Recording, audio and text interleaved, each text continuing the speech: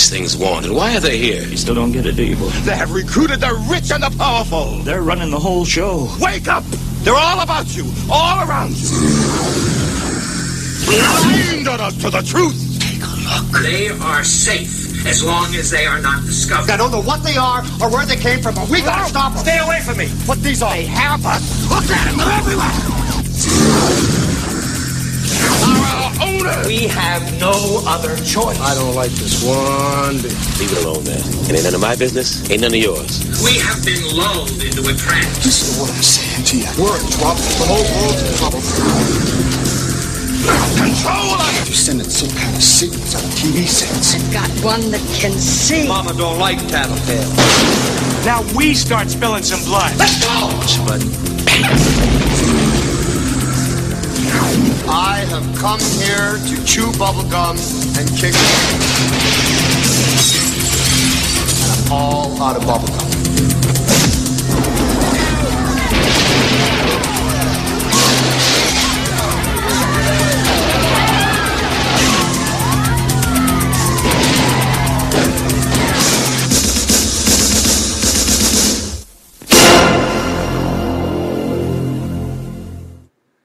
Hello there, everyone. You're listening to Sinister Spotlight here on Mephisto's Castle. I am Jose, and for today's episode, I am extremely pleased and happy, as I am always to have any guest, but today's guest is particularly special to me because it is none other than the Mike. That's right, there is only one that matters anyway. The Mike from Midnight with Love, which is a blog that I'm sure many of you are familiar with. For those of you who aren't, as the title can suggest, Mike specializes in midnight type cinema and basically just anything in general that happens to be awesome. So if you haven't had the chance to go there, please do so by all means. So Mike, thank you so much for joining us for today's episode. We really appreciate you being here. Absolutely. It's great to do it. Appreciate the kind words on the site. Awesomeness is the key. As it is to everything in life. Yeah. Right. Well, why don't you give our listeners, tell us what exactly it is that we're dealing with here in this episode. What is the film that you have picked for us to discuss? Sure. My pick for a film for us to discuss tonight was none other than John Carpenter's They Live. I've been a big fan of They Live in multiple capacities over the years, which we'll probably get into. Mm-hmm. Start off just with a recap of what the film is for those of you that may not know, which if you don't, it's okay. You've still got time. You can get there. They Live is a movie about a nameless working man played by WWF superstar Rowdy Roddy Piper, who walks into Los Angeles with tools on his back, nowhere to go. He's hunting for work and a place to stay, and comes into contact with this weird religious group who seem to be hacking into television signals to inform the public that they are among us. After an excessively brutal riot squad takes out the resistance, Piper's character finds some sunglasses, which magically reveal that a race of aliens are living among us and using subliminal messages to take control of our world. Not one to back down from a challenge, our blue-collar hero begins to fight, and hijinks ensue. Yes, and hijinks they are indeed. That was a beautiful summation of the synopsis, by the way. And as one can tell, it's a film very high on, definitely not short on action for one thing. For those of you who are into that type of thing, and the complexities abound as well as hijinks for this particular film, I think. Yep. Yeah. Definitely, where there's a lot of stuff, which, like I said, as we get in, we'll get a little more of... I've had different visions of They Live throughout my years of watching it. I first saw it when I was probably... let me check my notes here. I actually looked up the date because it was an episode of Monster Vision with Joe Bob Briggs, wow, which was a big part of my road to becoming a geeky horror fan in the late 90s. It would have been in 1998. Joe Bob had the show on with Roddy Piper as a guest of his show.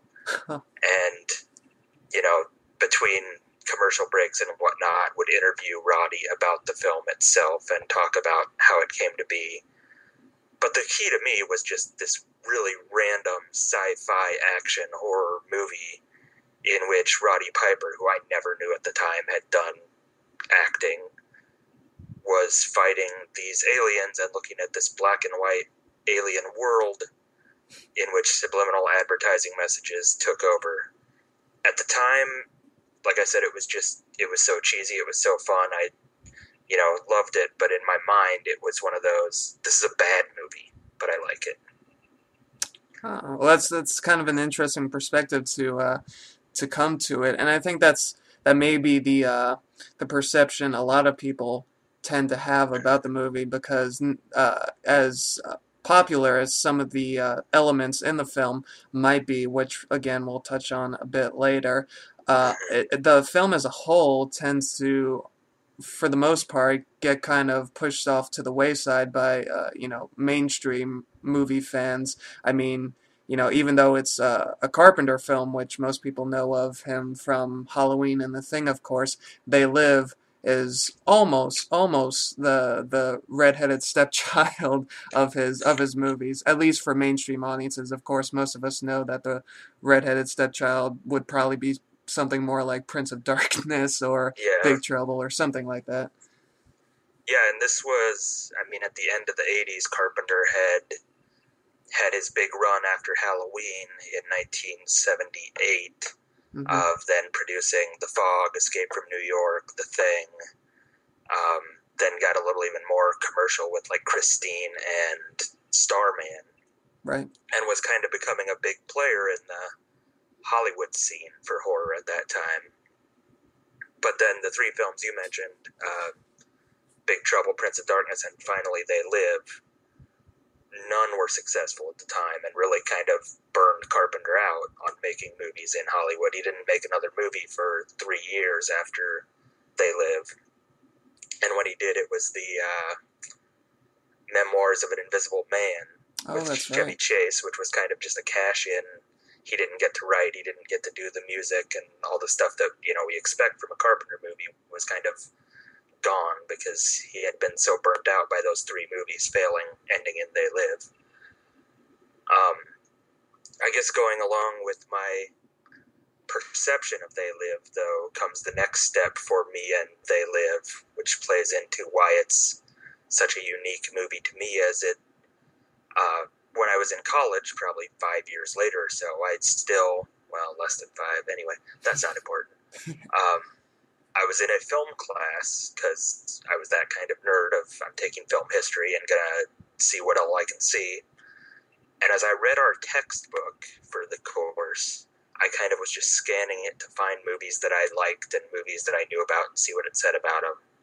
And I found a bunch on Carpenter. And lo and behold, the majority of the 2 to 3 pages about Carpenter, about 50% of it was about They Live. And the writer who had written this textbook was vehement that They Live, and this quote has stuck in my mind ever since and kind of changed how I look at the movie, and I went back immediately after reading and watched it again to see where it was coming from, called They Live the most important political film of the 1980s. Huh. That's something else. And I'm sure it was surprising to you at the time, just like you said, that, this film, particularly with the view you had of just it being this kind of cheesy sci-fi flick that happened to be on Monster Vision, being given such a status as, the most important political, most political film in the 1980s. That's, wow, that must have been a real revelation, I would think. Yeah, they're not comments that usually go together. Yeah. And it was one of those things, I went back and watched it, and, a little older and a little more seasoned in the world, and could see, okay, this is kind of smart, how he's doing the subliminal messaging and looking back at the 80s pop culture kind of stuff and how he's lampooned it a little bit. Yeah. It was a little too on the point earlier, I think, but looking at it in retrospect, it kind of took on a little bit of, that's some sharp commentary right there. I didn't see it, but now that I'm looking for it, it's there. Yeah, definitely. I mean, probably one of the things that I think helps us what is it I'm looking for here? Really go along with what's happening, I guess is what I'm trying to say, is the fact that our protagonist is, like you mentioned in your synopsis, he's a blue-collar worker. He's not, a James Bond type of secret agent who's finding out about this alien plot, this mastermind plot. He's the guy you see, walking along the streets, with his knapsack. And it's, I think that in particular really endears, just the character and the message of the movie and just the overall movie to audiences more than if, say, it were to be some type of superhero, type character in the lead. Yeah, and it's really key to the movie with maybe not Piper specifically, although I think he's perfect for what the movie wants to do, but one of the key plot points in the movie is, these aliens are trying to eliminate the middle class of people, basically. They want the rich people on their side, which then there's, a lot of the discussion of how they're bribing, buying off whatever the well-to-do and making their income go up and helping them out. Yeah. And on the other hand, going into this poverty-ridden, riddled district with, people showering in the corner of a park and living in boxes and just crushing it with the police force. Mm-hmm. And it really tries to send the message of the, haves and have-nots, which is pretty common. But if you go into the movie and cast someone more famous in Piper's role or in the role of his friend, which is played by Keith David, the example I sometimes give is instead of Piper and Keith David, you could go with like a Hulk Hogan who is getting ready to go into movies, and someone like Kurt Russell who was opposite Keith David in The Thing. You put the Hollywood people in the movie, it doesn't work as much. It doesn't have that blue-collar feel to those two roles. Right, exactly. And, the great thing about, like, as you mentioned, Piper and David, is that they're so relatable that they could be, these two guys working on a construction site. You totally lose the idea that they are actors in a movie almost just by, they're so natural and their and their kind of day-to-day mannerisms that you forget, basically, that these guys are actors being paid to, be in a movie. Yeah, they really kind of just are there for the movie's plot, with the one probably major exception being the fight scene, which is probably the most famous thing about They Live. If you have seen They Live, you know where we're at. If not, you've probably seen it.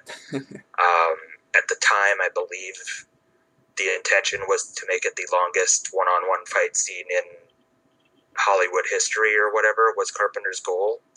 I can't remember where I heard it, but there was an interview with Piper talking about that was part of the pitch when Carpenter came to try and get him to do the movie, was they wanted to break the record of The Quiet Man with John Wayne, had the longest fist fight in a movie for 50-some years, and part of the movie he said, we want to have this giant fist fight, which really turns into like a WWF wrestling match when you watch the film. There's a couple points where he just randomly suplexes Keith David. Exactly. Yeah. They pick up weapons and start swinging at each other, and just good old street fight. Right. Which is the one break probably in the movie from how normal the two men seem, because you can't really see that fight going down that way. But it's also pretty awesome. Exactly. It's, it looks great on film, and it's the funniest thing too, because at a Q&A I attended with John Carpenter, he mentioned, somebody in the audience, I believe, asked about the fight scene in They Live, and his comment was that in the script, in the screenplay, all it said when it came to this fight scene was, they fight. there was nothing, according to Carpenter, there was nothing else to describe what happens in the scene. So I'm not sure if it's a credit to, Piper and David as to all the stunts that, occurred in the fight and basically how awesome it is. But it's that I think that kind of adds that much more to it, that there really wasn't anything, script-wise to go off of, and they just made it this literally ball-bustingly good time for people watching it. Yeah, they just keep going and going and fighting, and by the end, you're just, you kind of lose focus where the movie's at that point. Yeah, exactly. The it's whole like, fight is over trying to convince the Keith David character to join him and look through the glasses. But it's long enough that you're just like, wow, these guys are going to kill each other in the street. Okay, they're still fighting. They're still fighting. yeah, they were like the Energizer bunnies of the 80s. Yeah. They just never stop. One of we mentioned in talking about the reality of David's and Piper's characters respectively, just being so convincingly real. The movie also kind of seems to perpetuate that idea, which a lot of movies do, that people in high society are essentially evil because they have money and power.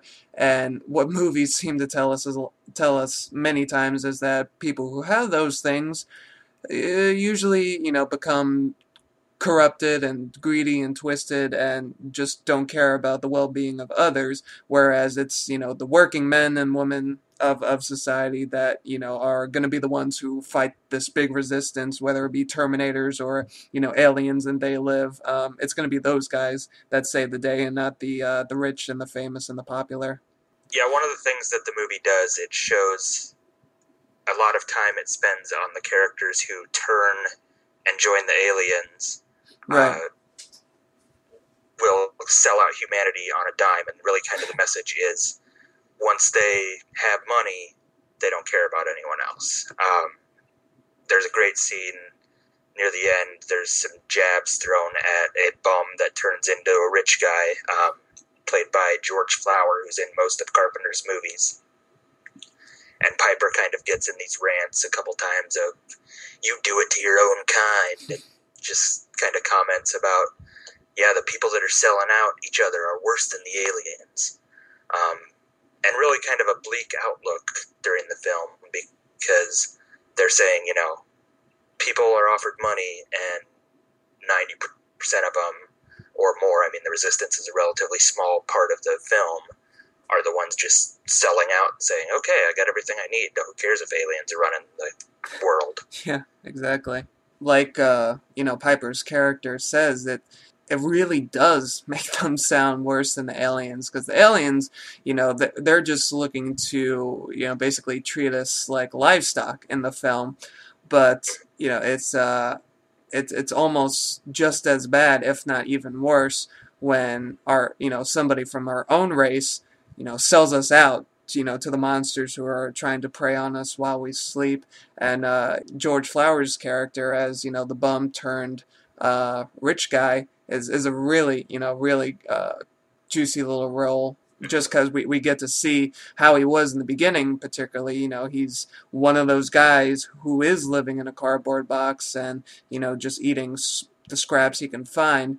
And then we see him as this, champagne guzzling, wearing the full tux. Yeah, he's probably has. He's important, and these security guards over here are friends of mine. Ain't Exactly. no problem, Exactly. Got that whole smug thing going from sitting in a, open air home and complaining about the television reception. Exactly. Such a cool 180 turn from who he was before. And yeah, it's, and another character like that in the film, sorry for, the slight spoiler here, is Meg Foster's character, whose name I unfortunately can't remember right now, but it's Holly. Holly, okay, alright, Yep. Holly, yeah, Holly, Piper's character pretty much forces her to drive him to her home, where he can lie low for a very short amount of time, even though we find out in the end that Holly has turned, and, she,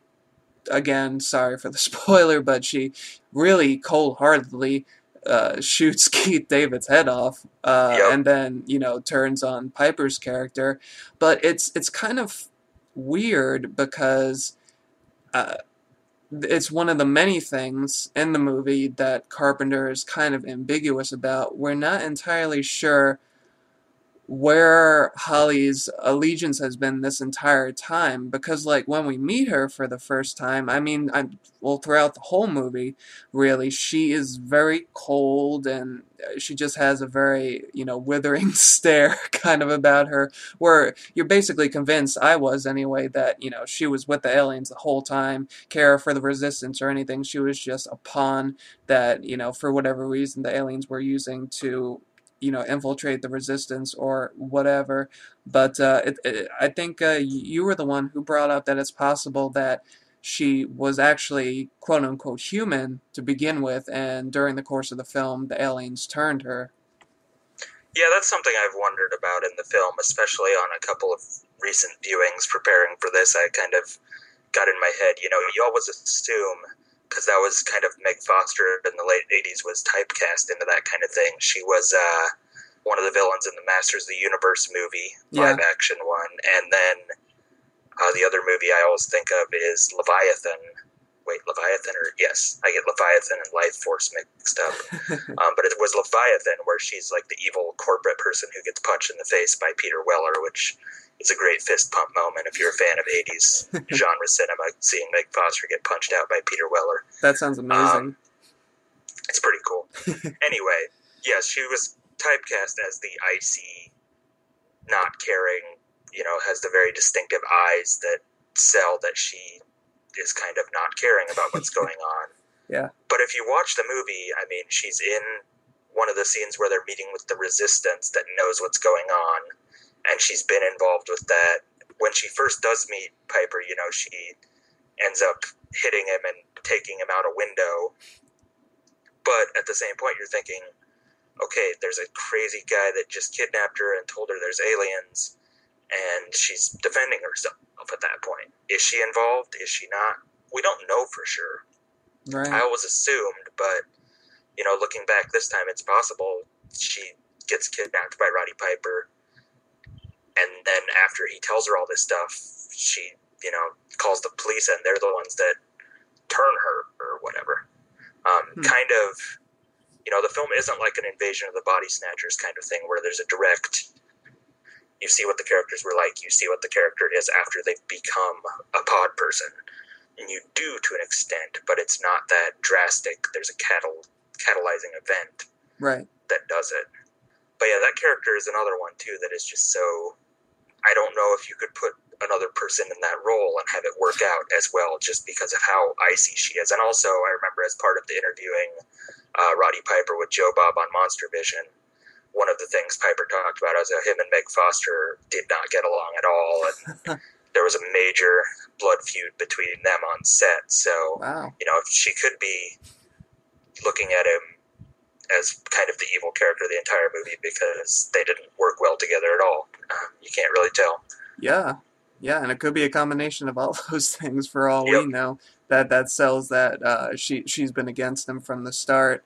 But yeah, that is, you know, something pretty interesting to ponder, because, you know, somebody like me, you know, watching the movie for the first time, for instance, which, yes, this was my first time watching They Live all the way through. The Sinister Spotlight has a bad habit of bringing out these confessions in me, but I kind of have to do it. But yeah, watching the movie for the first time, I was sold on the fact that, you know, she was evil, and, you know, I don't believe I've even seen her in anything else that instantly comes to mind anyway. But yeah, like you say, she just has that presence of being the icy snow bitch who just, you know, doesn't give a crap about anybody, which kind of goes along with what we were saying before, how she kind of seems to fit into that whole, you know, rich aristocrat, those people who are going along with the alien invasion. You know, she could easily, you know, we could easily picture her in, you know, sparkling diamonds with, you know, champagne glass in her hand. She looks like she could fit that crowd. So, you know, and that's one of the things, too, that, you know, makes the film, you know, not just on the first viewing, but in many subsequent viewings, which I think a film like They Live definitely merits. It just makes it so much fun to watch because you just started thinking of this possibility now, and you've been I've you seen have this some movie history. probably 12 times, and this was the first time. Like, well, maybe she wasn't evil yet. Yeah. I mean, she's Meg Foster, so of course she's evil, but her character wasn't evil yet, I guess, maybe. And she also plays into the other main part of the plot. The villain 1 is the aliens, but villain 2, where she's involved, is the television. Yes.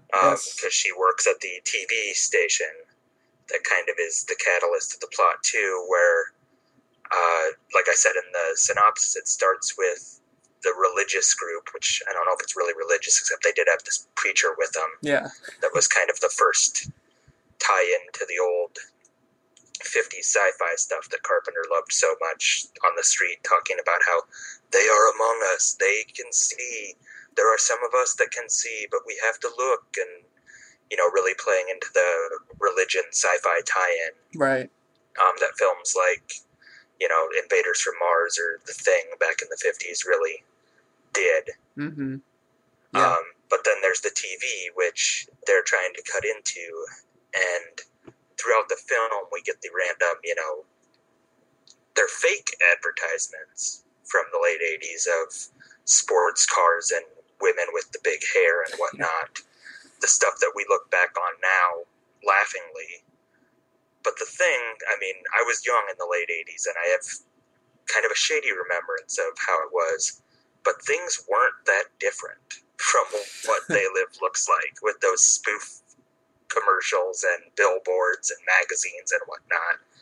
I mean, at the end of the 80s, with what was going on, people were pushing that crazy sensational advertising, you know, to all different life. I remember one thing when I wrote about this movie I brought up is that 80s commercials were that catchy.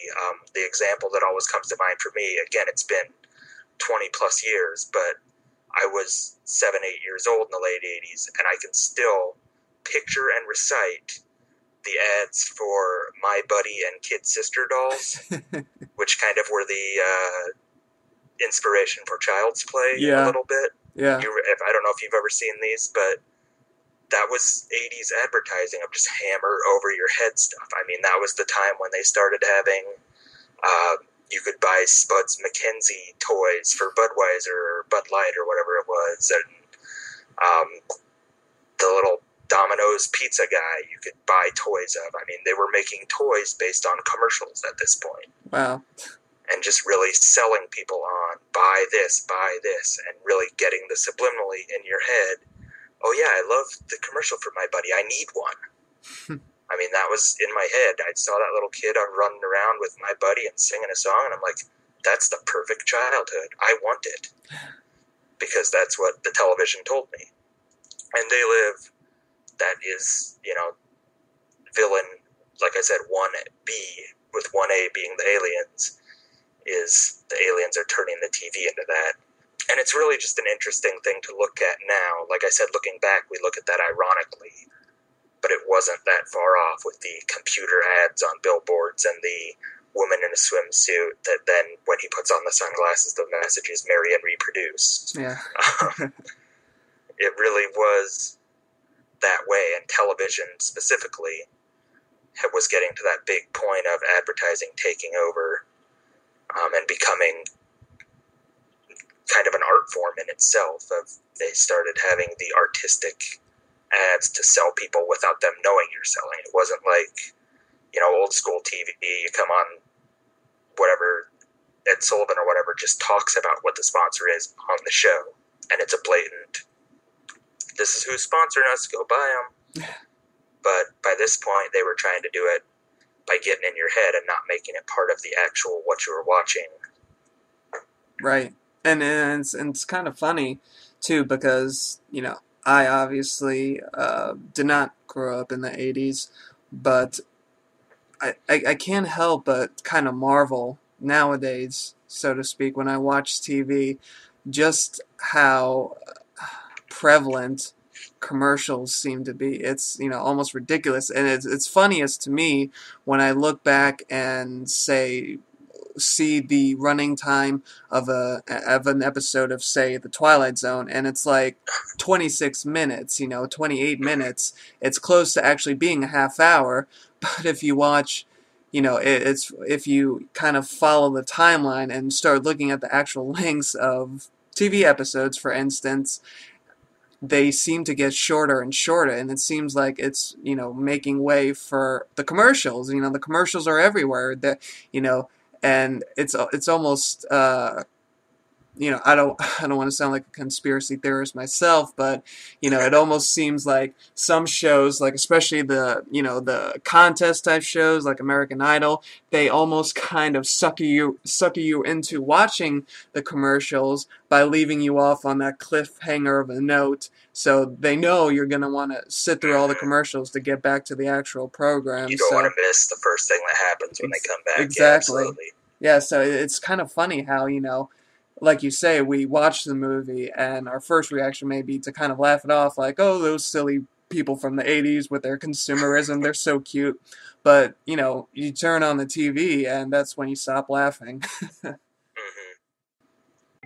Hello, and welcome to a commercial for Hello, This is the Doom Show. I'm Richard. I'm Brad. And on the podcast that is known as Hello, This is the Doom Show, we talk about giallo movies, slasher movies, horror movies. We're going to interview Cary Grant live in the studio. We're going to interview Lucio Fulci in the studio, folks. We're going to put Cary Grant in the studio with Lucio Fulci. It's the interview you never thought would happen. I'm going to wear my Vincent Price slacks. I'm going to wear my Citizen Kane wristwatch and monocle. And now Brad is going to recite the Pledge of Allegiance in Portuguese. Brad, go. I don't know Portuguese. Go! Go! Stop hitting me! You're a natural actor. Yeah. You can listen to us at hellodoomedshow.podomatic.com, or you can find the archive at doomedmoviethon.com. And that was, a political change in the 80s, which is where that comment from the textbook that I was talking about earlier comes in, because They Live also ties it in. At one point, Roddy Piper's character is watching television and seeing the iconic image of, the alien with the sign that says "Obey" behind him. Right. And it's a politician. The capitalism of the 80s was run by TV and stuff, but also something the government was pushing. And right. then They Live, as you kind of alluded to, really sells itself on a conspiracy theory level. We were kind of talking about before, when I was writing about the movie back when I did on my site, I got to a point where I was kind of looking at what I was writing, and I'm like, okay, I'm turning this into a rant on TV and conformity, and I sound like a conspiracy theorist. I really need to just stop right now. Just let it be. It's it seems like the movie kind of has that effect on all of us, because it makes us believe that all those crazy theories that we hear the blind preacher in the street ranting about, they're all true, is what the movie is telling us. They're all true. They're really out to get you. They want you to play into their hands, and there's nothing you can do about it. And at the same time, it's simultaneously a conspiracy theorist's wet dream and his nightmare. So we all lose pretty much. Yeah, and you look at the movie where it plays in that way, and the people get rich and become part of the alien society, but they're not in control. They're just going along. The other people are getting crushed. Mm-hmm. It really does play into, if you don't meet the expectations of what our advertising does, you're not going to survive. Yeah. You don't think about, but that's kind of the goal of TV and advertising, is to get you to feel like you need to be like what you see on TV. You need what you see on TV. And therefore you pay your cable bill and you keep buying the products they advertise, and they keep making money, and everyone wins except the person who's just sitting there consuming. Right, exactly. And, this is something that I couldn't help but ponder about while I was watching the movie. And again, it's this is one of those things that almost seems totally insignificant, particularly when you watch it for the first time, when everybody puts on the glasses, they see things in black and white. Now, when you watch that, you may just think, oh, it's, that's the only way that they can see, it's like I don't know, it's like some weird type of William Castle 3D or something. Like, you put on the glasses, you can see the ghost, but when you take them off, you can't. Yep. But I couldn't help think when I saw that as, it's almost as if, these aliens are sucking all the life out of what you see, out of the world, just, by all their blatant commercialism and their demands for you to conform. It's taking all the life and all the color and all the vitality out of the world, and it's turning into this black and white, gray, dull, consumerist lifestyle. Yeah, and it also, I think, plays into the black and white is a look back for Carpenter, I think, sometimes. Right. As I mentioned, 50s sci-fi stuff was big with Carpenter, and maybe the vision through this glasses is the more simple kind of thing. And the future they talk about, I mean, the alien society is trying to push everything into the future. One of the ads on the TV is all about, be part of the roaring 90s, which, looking back, is pretty hilarious. Yeah, exactly. But there's just so much pushing. The colors are part of the ad. The music, the shiny color of the car, all that is part of the pitch. And the glasses allow him to not see, the shiny distraction and stuff. I see what you mean. It's almost as if he's, the world is just being separated into black and white, all the color and the noise, and, that comes with, pretty advertising is kind of taken out, and then you're just left with the ugly truth, so to speak, just the black and white, the aliens and the humans. Yeah. To be honest, I hadn't even considered it being kind of a subtle callback to, the 50s sci-fi movies that Carpenter loves so much, and, it works pretty well. I mean, yeah, granted, we're seeing, aliens being blown to bits by shotguns, which is probably not what we would have seen in a movie Carpenter did in the 50s, but, Right. Nonetheless, it could very well be, a subtle wink at those movies that he loves so much, for sure. Thanks for pointing that out. Just the little touches that kind of bridge the gap, and a lot of Carpenter stuff, I mean, is throwback with his update to the times then. In the black and white world, he can see the little flying saucer camera thing that the aliens send out, which of course is not visible to anyone else, which seems to be another common thing in Carpenter. I remember kind of thinking that was like the eye creature in Big Trouble in Little China. Kind of a similar thing between that little flying saucer with the camera and then that weird glob eye thing in that movie. But he likes to take the vision, into someone else's eye and really show us what they're seeing of the hero. True. That is very true. That is a theme that's prevalent in a lot of his movies. And I totally forgot about that weird flying saucer thing. It did seem a little bizarre to me when I first saw it. I didn't expect it. I just thought, oh, we'll see aliens. And then we see this, floating thing, which looks like it could very well be, a dinner plate on a string. And It just kind of came as a surprise to me. Yeah, and it doesn't really play into the rest of the movie at all, but It just kind of seemed like he had to throw in that little throwback. Yeah, hey, why not? I mean, you have the resources, might as well.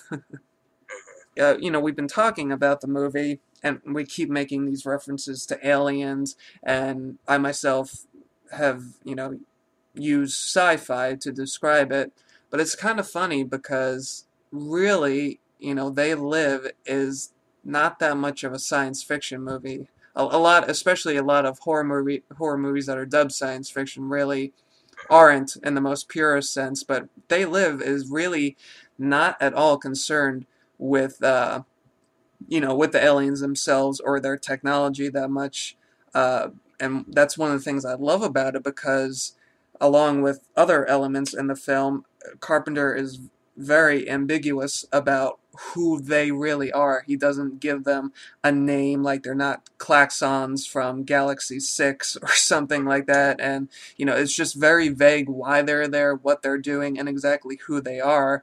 And that really gives them this flexibility to become anything. That they're just referred to as they can, be formatted to fit anybody's idea in any culture of some monstrous opposing force that's trying to rule over all the little people. Sure, and they have the, very cliche look to the creatures themselves, too. It's not, literally they're kind of faceless. Yeah. They have the big eyes that you hear in the alien lore. Obviously, everything we see them in is black and white, so there's no distinguishing color or anything. And you see the aliens in the movie like Roddy Piper sees them, and they're in different clothes and gender based on, what they look like in the color world. Mm-hmm. But when you look at the face of each alien, I may be wrong, but I don't remember them ever looking different. Right. They're all pretty standard looks. Well, standard for aliens anyway. Right. Yeah. They're almost akin to zombies, is really what I thought of them. Not just in look, because they're, formaldehyde faces or whatever Piper called them in the movie.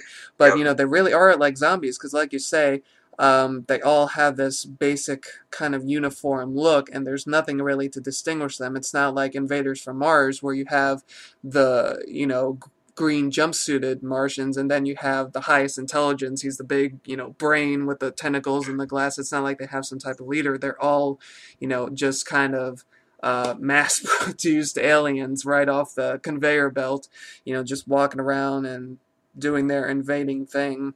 Kind of playing off that, and this is something I've never really thought about, but sure, the class system, the humans, they are really trying to eliminate. The movie says eliminate the middle class, but also then they're trying to crush the lower class. Right. And if you look at the aliens, they all look the same, they all act the same, they're all on the same page. It's like the aliens don't have class. And maybe, in the class structure sense. Right. And maybe that's part of the commentary that Carpenter's going for, is our class system makes us vulnerable. They're all on the same page. They don't have the differences. They don't have the disagreements there, which, again, we're only seeing the small population of what's going on in LA, so who knows in the big scheme. But there's nothing in the movie that implies the aliens are susceptible to the kind of infighting that they're promoting within humans. Right. And yeah, like you say, they're going along with, basically the rung on the class ladder, human-wise, that they're choosing to adopt is the high class, high society, all the upper crust people. But like you say, they're trying to eliminate the others. But I guess what it is, they decide, well, if we're just going to have one class and eliminate all the others, why not choose the nicest one for us to, enjoy all of life's luxuries? Let's be the rich and famous and get rid of all the other people, so we can, just be one big happy family and enjoy what life has to offer. Sure.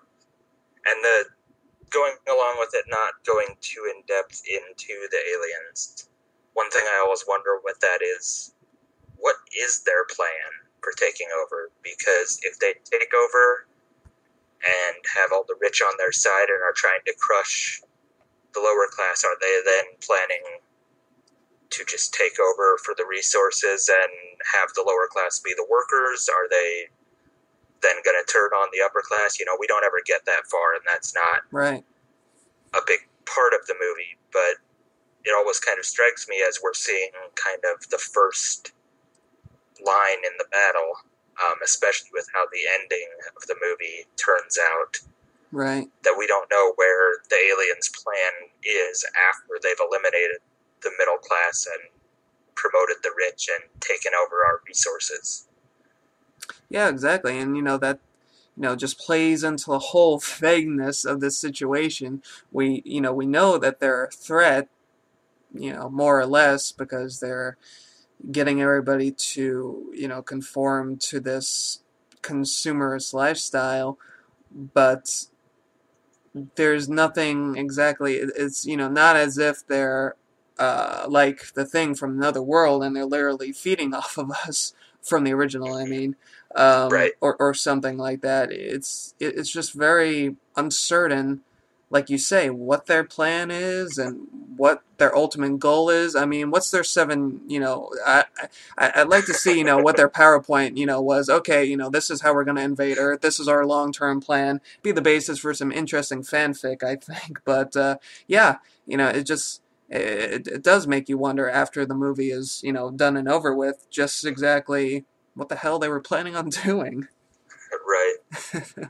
But again, I think Carpenter doesn't really care about the aliens. Yeah. He's there to make the point about, look at what humans will do. Look at what advertising will make them do. Look at what greed and, I wanted to say communism, that's when I meant capitalism, but... Same thing. Yeah. Look at what we will do to each other when there's a job on the line or when there's food on the line. I mean, honestly. Right. Just how you mentioned it now, and this happened with another moment from the movie, and maybe it's not really on accident, and maybe it's not because I'm obsessed with the show, but mentioning that how it's really vague what exactly the the aliens kind of planned on getting at. It reminded me of the episode from the Twilight Zone, the monsters are due on Maple Street.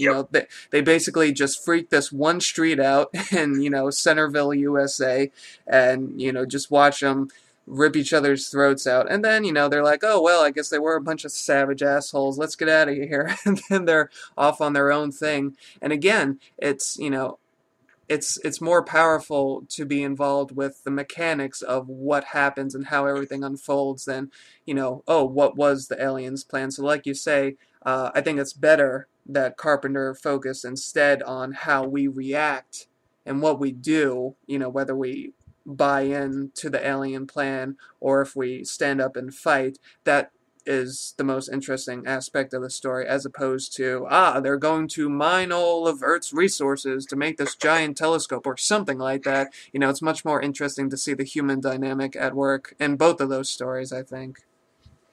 Yeah, and I mean, there's some hints throughout the movie. I think the George Flower character at one point makes a comment like, you boys don't understand what's going on. There's no countries anymore. They've taken over. Yeah. But we're not interested in that. That's not what Carpenter wants us to see. We're stuck in this small version of seeing what Roddy Piper can do to stop what's going on in LA. Yeah, exactly. And it's, it's just that one core story that, keeps us glued to the screen and, hey, thinking about it long after the movie is over. One of the other things that really interested me, and I think you mentioned it as well, in fact, you did mention it in your, wonderful review of They Live on the blog, is how, we see these mediums being kind of parodied and used by the aliens. We see them getting their message through magazines and advertisements, billboard, and on television, and through politicians' televised speeches, but cinema seems to be kind of exempted from their messages, like I think it's the aliens are posing, or however you want to put it, we see alien versions of Siskel and Ebert commenting on John Carpenter and George Romero, saying how their films are non-conformist and blah blah blah, basically how they're no good. And it's kind of an interesting point, and I wanted to see if you could possibly expand on your thoughts on why you think the film, the cinematic medium isn't used for the aliens' purpose, and maybe what Carpenter's reason behind that was. Yeah, that scene always makes me laugh at the end of the movie with the Siskel and Ebert character basically saying, I believe, I don't remember the exact, all the dialogue, because I'm not that weird, but one of the things is, they're just taking the shots at, these films are so brutal and so violent, and they just have to be stopped. And really kind of relaying the message that the capitalist society that is based on buying and conforming and whatnot doesn't have a place for these people that are making art that is outside the lines. They don't want free thought or independent thought. There's one of the billboards is no independent thought. And there's the fear that art inspires people to not do that, I think. We talked a little bit previously about how, when I reviewed it, I did mention that movies are protected within the film. Mm-hmm. The alien film critics talk about how they're against the conformist society. But really, in the movie, when they're showing TV as a medium, it's primarily news, it's the ads. There might be like a talk show, I think, or something shown at one point. Right.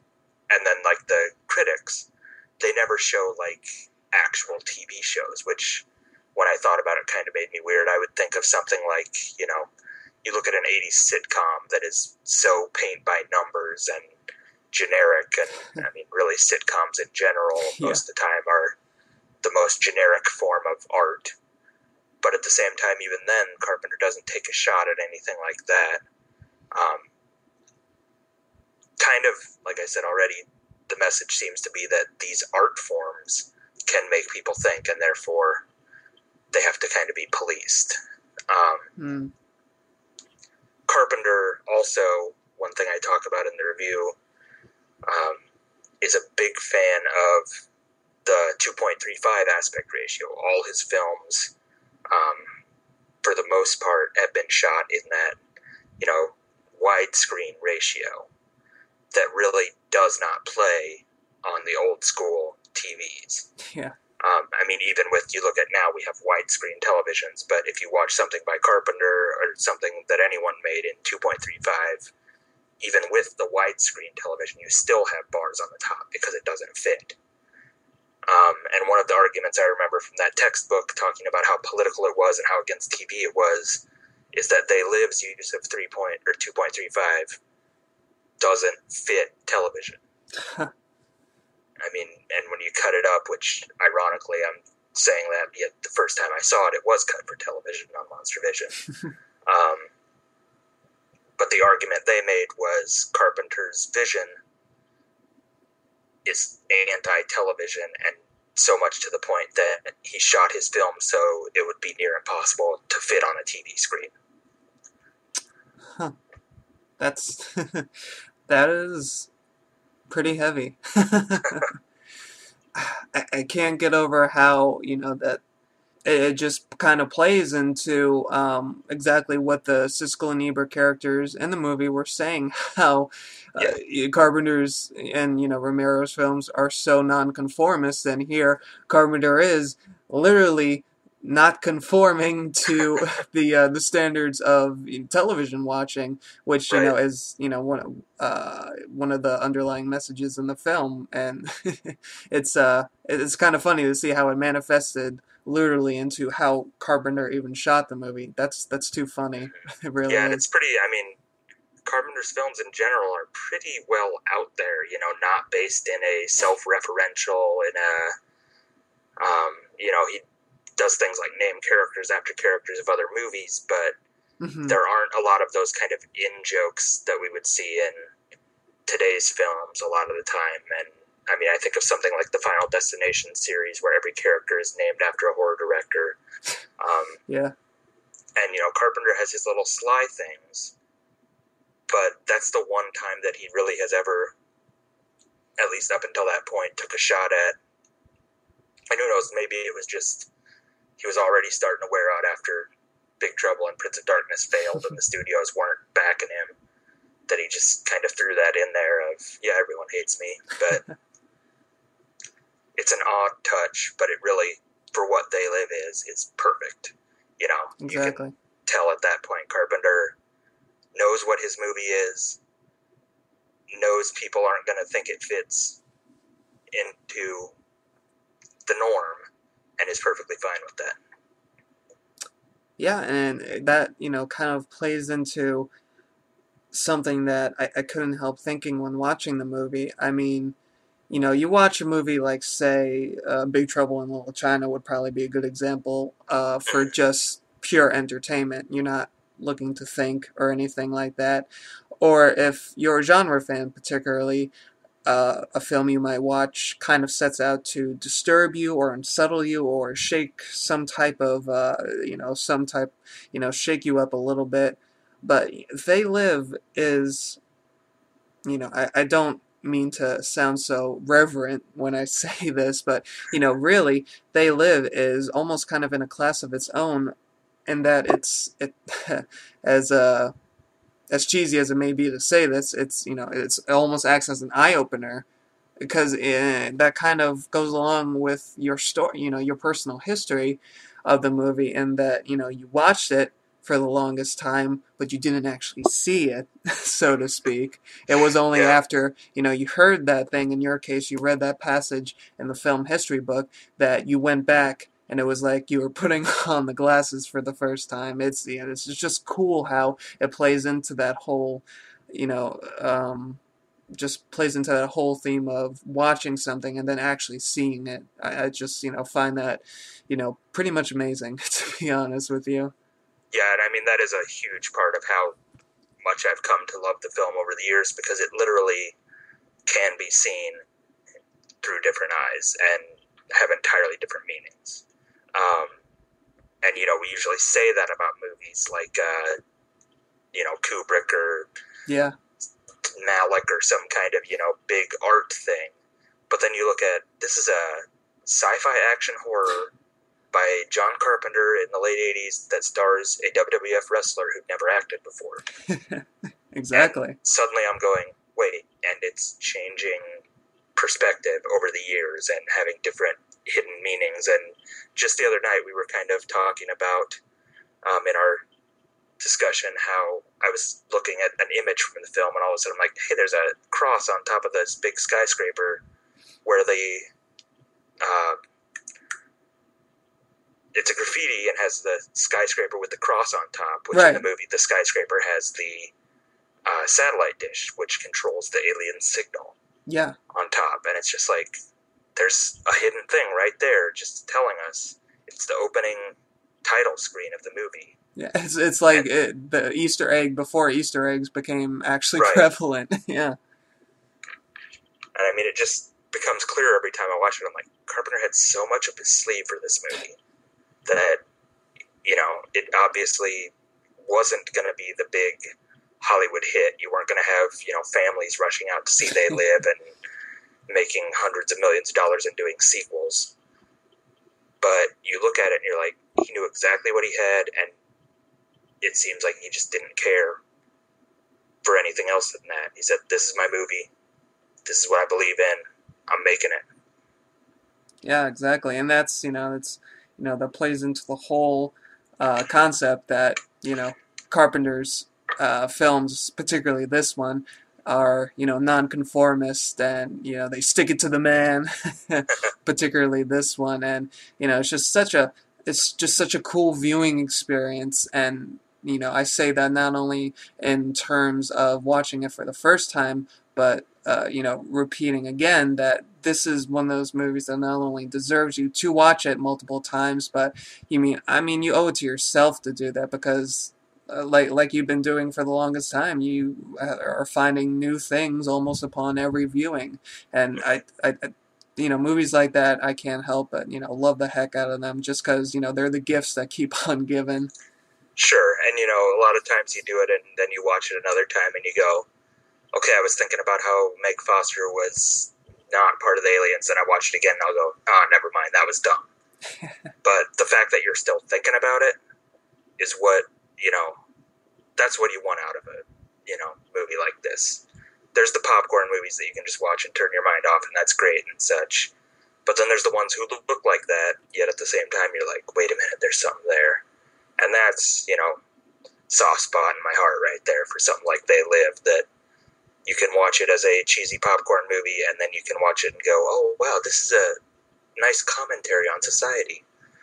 Exactly. At the same time. And it's the fact that, any film can be both of those things. I mean, just endears it to so many more people, and, adds a certain aspect of timelessness about it. I mean, a movie that really stimulates the brain meats is, something, you mentioned Kubrick, 2001 is a movie that definitely gets me thinking, but I don't think anybody, not even die-hard film critics, can call that a cheesy popcorn movie to watch on a lazy Sunday. But, the fact that, and such an unassuming movie as They Live, with, like you say, a pro wrestler acting for the first time in, with a fairly, modest to low budget in the late 80s, that is geared towards genre fans, can be both so entertaining and so enlightening.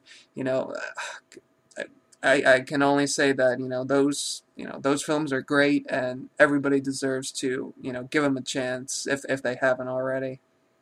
Absolutely. Yeah.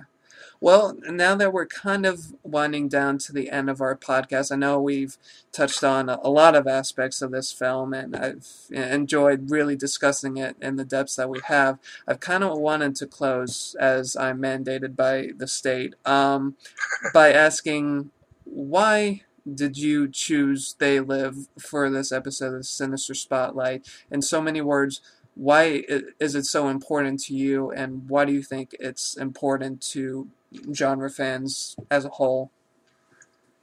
I think a lot of it we just kind of were talking around, but it's on a short list of movies, and there's not a physical list. Maybe that's something I'll work on one of these days. You do like lists. I do love lists. Yeah. But there's certain genre movies that I can watch, and I can just go, this is the kind of movie that if it can work based on the resources it has, based on what the plot is, all of the factors around it, if you can come up with WWF Superstar starring in sci-fi action horror movie that turns into a political commentary of consumerism in its time, if that can happen, anything can happen with a movie. Another example I always throw out in that list is Psycho 2 happened in 1983. 23 years later, they bring back Anthony Perkins, and you're like, really? And then you watch that movie and you go, this is a very entertaining movie. What the heck? How can they make a sequel to Psycho 2 23 years later? Or to Psycho. And, there are just those genre films that you find every once in a while that completely shake you because you go, I expected something, and I got something entirely different that I didn't think was possible from that kind of movie. Exactly. And They Live is, on the top of those kind of movies for me, one of them, because there's no way you could predict if you tell some random person, we're going to watch this sci-fi movie with Roddy Piper, that it's going to turn into what They Live has turned in for me now, having seen it, multiple times over 13 years since seeing it on Monster Vision. And it's just one of those great, pleasant surprises that, might not be favorite movie ever, but it's one of those movies that always comes up, and I always just look at it, I'm like, They Live has it. Whatever it is that I want a genre movie to have is in They Live. So, plus I knew I could talk about it for a while because it has that it, and I keep rewatching it. So, to sum it up in not so many words, that would be the reason for They Live being important. Anyone can pick it up, hopefully find something in it, and hopefully find something different in it that kind of changes what they would expect. I don't think many people will pick up They Live and go, yeah, that's pretty much exactly what I thought it would be. Brilliantly put. That's, I couldn't have said it better myself. It's just a rare treat, for genre fans. And, I mean, if you haven't been convinced to see the movie thus far, and it's been on your long list of genre films to watch, then try moving it to the top. If we haven't convinced you, then you're probably not wearing your glasses right. But that's, like I said, that was marvelously put, and I've enjoyed the heck out of delving into this film like we have. It's been a real pleasure, and we can't speak any. Great to do it. Oh, it's no problem whatsoever, And for those of you listening, if you're looking for more, excellent commentary on midnight films and where else to go but from Midnight with Love, it's a wonderful blog that I've been following since, I started blogging. So, if this is your type of thing, I think Mike is the perfect person to give you something good, something. I'll try my best. Yeah. Well, that about does it for this episode of Sinister Spotlight. Again, thank you so much for joining us. The mic, it's been very appreciated. And for those of you listening, thanks for sticking around with us for so long. Go to Mike's blog and, have yourself a rare treat like you will watching They Live. And, thanks for listening. I hope you have an awesome night, and you have a great night yourself, Mike. Thank you all. And happy birthday, Mephisto's Castle. All right. Thank you very much. Yep. Well, appreciate that. Kind regards. Well, have I didn't a good... want to, have it all be plugging me. I mean, you got stuff to do, but... I try to not be too maniacal. I do that, at home when I, beat small children and things like that. So I try to lay easy in other mediums, but hey, maybe I'll let loose one of these days. Who knows? But thank you very much for the kind wishes, and thank you all again for listening to Sinister Spotlight here on Mephisto's Castle. Have a great night.